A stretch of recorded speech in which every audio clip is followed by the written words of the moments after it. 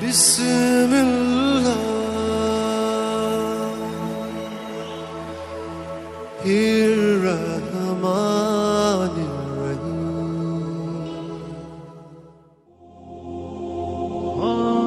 السلام علیکم میرے محترم عزیز دوستو۔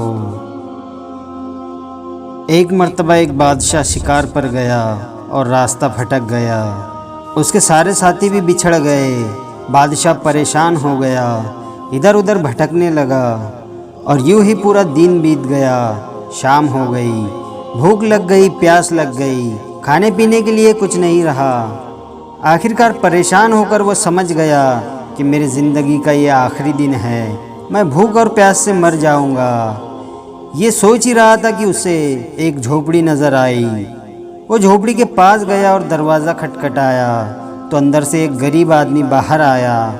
اس نے دیکھا کہ ایک مسافر پریشان ہے، بھوکا اور پیاسا ہے۔ اس غریب آدمی کو پتہ نہیں تھا کہ یہ بادشاہ ہے۔ اس نے ایک مہمان سمجھ کر، مسافر سمجھ کر اس کی خدمت کی۔ اس کے پاس جو بھی حاضر تھا اس کے خدمت میں پیش کر دیا۔ بادشاہ نے وہ کھانا کھایا، پانی پیا اور سیر ہو گیا، اور 2-4 دن اور رہا۔ جب تک بھی وہ رہا، اس غریب نے اس کی مہمان نوازی کی، صرف مسافر سمجھ کر اور ایک پریشان حال سمجھ کر۔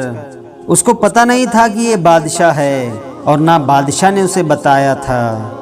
بہرحال 2-4 دن کے بعد بادشاہ کے جو دربان تھے، جو اس کے ساتھی تھے، وہ بادشاہ کو تلاش کرتے ہوئے اس جھوپڑی تک پہنچے۔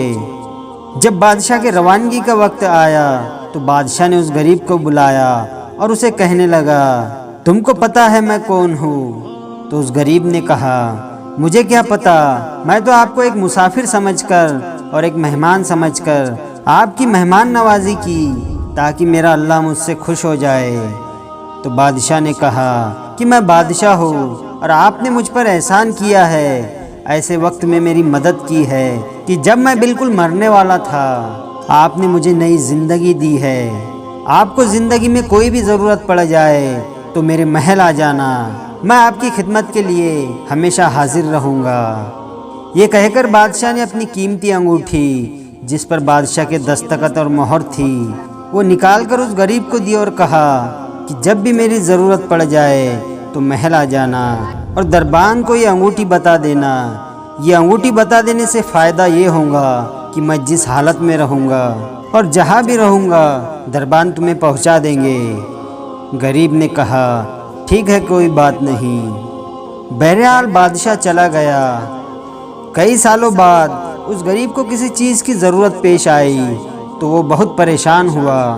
تو اسے بادشاہ یاد آیا، بادشاہ کی وہ باتیں یاد آئی اور بادشاہ کی وہ انگوٹھی یاد آئی۔ اس نے اس انگوٹھی کو تلاش کیا اور بادشاہ کے محل چلا گیا۔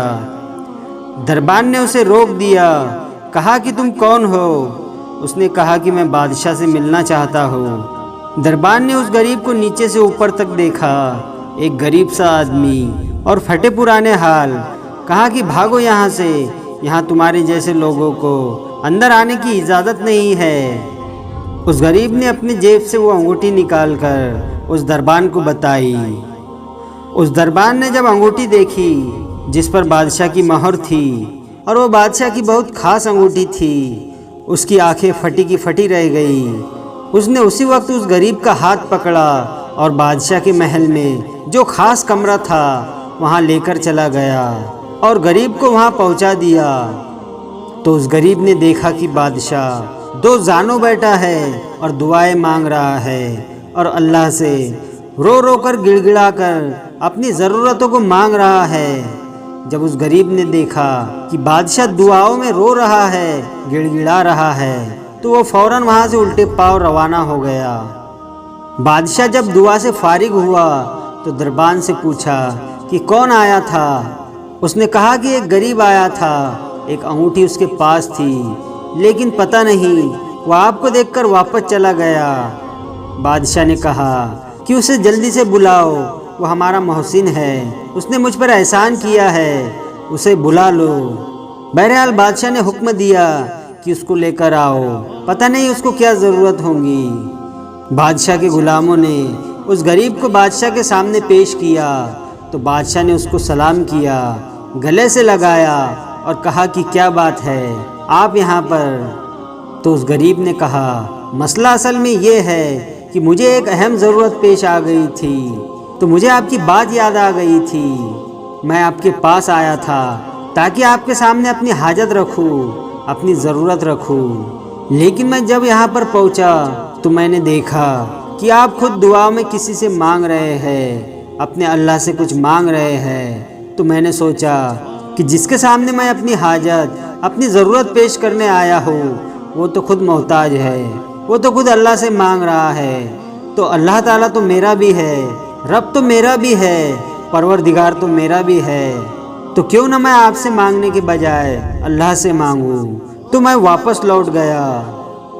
تو میرے عزیز دوستو، لوگ کہتے ہیں پیسہ جمع کر کے رکھو، مال جمع کر کے رکھو، ضرورت میں اور مصیبت میں کام آئے گا، لیکن اللہ سے تعلق رکھو، اپنے رب سے تعلق رکھو، مصیبتیں ہی نہیں آئیں گی، بیماریاں ہی نہیں آئیں گی، پریشانیاں ہی نہیں آئیں گی، اور اگر مقدر میں ہے تو مقدر لکھنے والا اس تقدیر کو، اس قسمت میں لکھی ہوئی مصیبتوں کو بھی ختم کر دے گا۔